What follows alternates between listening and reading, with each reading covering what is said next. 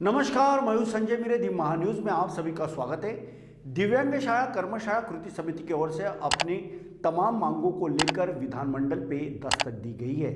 इस मौके पर यशवंत स्टेडियम में आंदोलनकारियों ने दी महान्यूज को जानकारी दी है। आइए हम आपको सीधा लेके चलते हैं। 100% वेतन मिळालेच पाहिजे,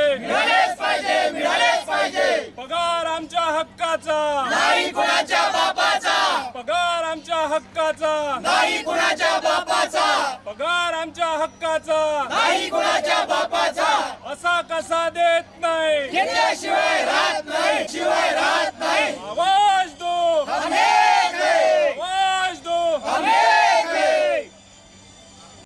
दर्शकों नमस्कार, इस समय में दी महान्यूज की तुम यशवंत स्टेडियम पे हम आपको बता दें कि ये तमाम शिक्षक पिछले कई दिनों से धरना आंदोलन कर रहे हैं। सरकार के अपनी जो बात है सरकार के ध्यान में लाने के लिए ये लोग आज विधानसभा पे सीधा दस्तक दे रहे हैं। आप देख सकते हैं कि बड़ी संख्या में यहाँ पे जो लोग हैं नारा देते हुए नजर आ रहे हैं, लेकिन इन दिव्यांग के स्कूल के शिक्षकों को अभी भी न्याय नहीं मिला है। अपनी न्याय और मांगों को लेके ये लोग आज यहाँ पर आए हुए जरूर है और इनको वेतन श्रेणी नहीं मिले, ऐसा इनका मानना है। आइए हम सीधा रुक करेंगे। इस समय हमारे साथ में जितेंद्र पाटिल जो कि अध्यक्ष है उनसे जानना चाहेंगे। पाटिल जी, ये बताइए कि जिस प्रकार से आज ये जो आंदोलन किया जा रहा है, आपकी प्रमुख मांगे क्या हैं?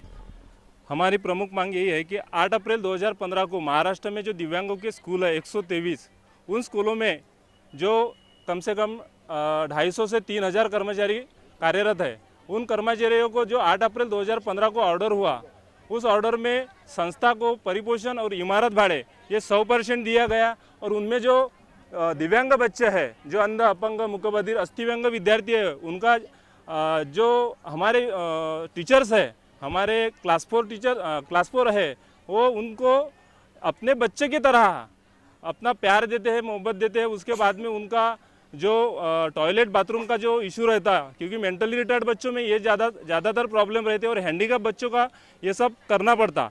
इसलिए जो इन बच्चों के लिए जो काम करते हैं, उन कर्मचारियों को 8 अप्रैल 2015 को 100% अनुदान न देते, वेतन न देते हुए 8 अप्रैल 2015 को पदनिर्मिति का ऑर्डर किया गया। लेकिन इसमें भी हमारे पर अन्याय किया गया। 8 अप्रैल 2015 को सिर्फ 50% वेतन देने के कारण हम जो टीचर्स है, हमको आज के ये महंगाई में हमारे को जो चीज़ें हैं, जो इतनी महंगाई है कि उस महंगाई में दिक्कत जा रही है।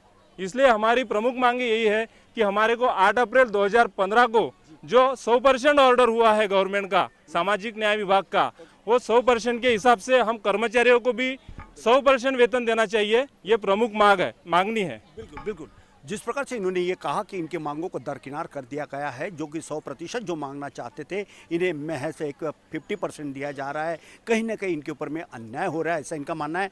हमारे साथ में ही और एक समाज सेवक है, उनसे भी जानना चाहिए। सर, आप बताइए प्रमुख मांगे क्या है? प्रमुख मांगे इनकी कई दिनों से ये 50% जो वेतन मिल रहा है वो 100% मिलने को होना, इसलिए ये बहुत दिनों से शासन से झगड़ा कर रहे हैं, पर अभी तक इनको कुछ लाभ नहीं हुआ। शासन बोलते हमारे पास पैसा नहीं है, पर इनको बाकी चीज़ों जैसा आमदार लोगों को पेंशन मिल रही है, इसके लिए इनके पास पैसा है। पर कर्मचारियों को जो 50% से 100% जो इन्होंने बोला था कि हम देंगे, पर अभी तक दिया नहीं, ये इनको 100% मिलने को ना, यही मेरी शासन से विनती है और आशा है।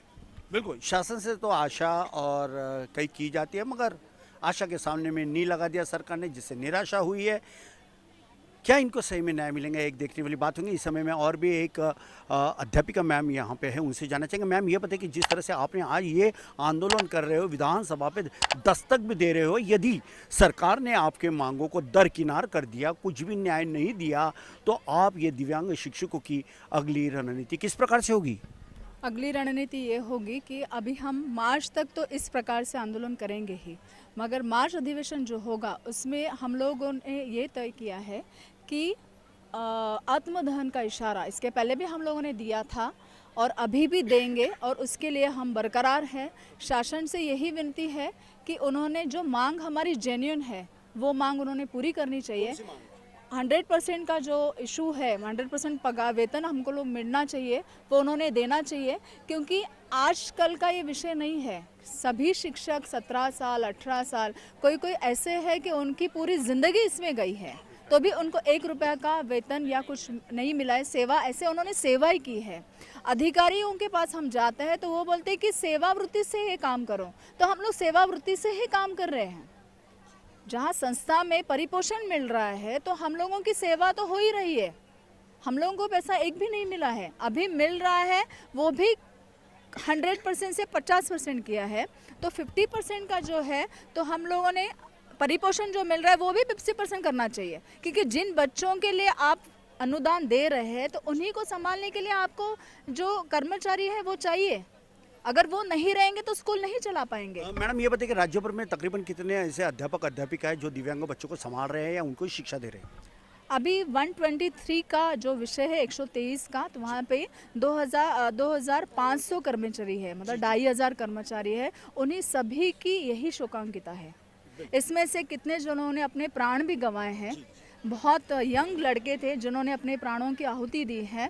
तो शर्म आने वाली बात है सरकार के लिए, और क्योंकि हर सरकार एक आश्वासन देती है मगर उसका पूरा नहीं करती है, तो उन्हीं को संभालना चाहिए कि अगर हम मेन स्ट्रीम में इन बच्चों लाने का प्रयास कर रहे हैं तो उन कर्मचारियों को की तरफ जो दुर्लक्ष्य हो रहा है वो होना नहीं चाहिए। बिल्कुल, तो इस प्रकार का जो दुर्लक्ष्य किया जाता है वो नहीं होना चाहिए, ऐसे ये मैडम का कहना है। और इन्होंने सरकार को ये भी चेतावनी दी है कि यदि इस विधानसभा ये जो अभी शीतकालीन जो सत्र जारी है, अगर इन्हें न्याय नहीं मिलता है तो आत्मदाह की चेतावनी दी है। आत्मदाह करना अगर सरकार के नज़रिए से देखें तो एक बहुत बड़ा ऑफेंस होता है, मगर लोग अब आत्मदाह करने पे उतारू है। आखिर ये लोग क्यों उतारू है, इसका सरकार ने विचार करना चाहिए, सरकार ने न्याय देना चाहिए, क्योंकि दिव्यांग बच्चों को पढ़ाना कोई मजाक बात नहीं होती है। अच्छे बच्चों को तो कोई भी पढ़ा लेते हैं, लेकिन दिव्यांग बच्चों के साथ पढ़ाना एक टेढ़ी खीर साबित होती है। बावजूद उसके कि 123 कर्मचारी के साथ साथ 2500 और भी कर्मचारी है जो इस प्रकार का कामकाज करते हैं, बच्चों को अच्छी प्रवाह में लाते, उन्हें शिक्षा से नज़दीक लाते, उनको उनका जीवन संवर्धन करवाते हैं। मगर अफसोस कि जो ये करते हैं उन्हीं के साथ न्याय नहीं हो रहा है। क्या सरकार इसके ऊपर में ध्यान देगा, एक देखने वाली बात होगी। एक बात तो तय है कि आज देश को आज़ाद हुए 75 साल वर्ष बीत चुके हैं, बावजूद उसके क्या आज ये जो दिव्यांग के जो अध्यापक अध्यापिका है क्या वे सही मायने में स्वतंत्र है या फिर गुलामगिरी का जीना जी रहे हैं? अगर इनको इससे आज़ादी चाहिए तो इसलिए सरकार ने ध्यान देना चाहिए और इनके तमाम मांगों को पूरा करना चाहिए। ऐसा तमाम शिक्षकों ने आज महान्यूज़ के समक्ष बात कही है। नागपुर के यशवंत स्टेडियम से कैमरा पर्सन सुभाष बुटले के साथ संजय मिरद्दी, महान्यूज़ नागपुर।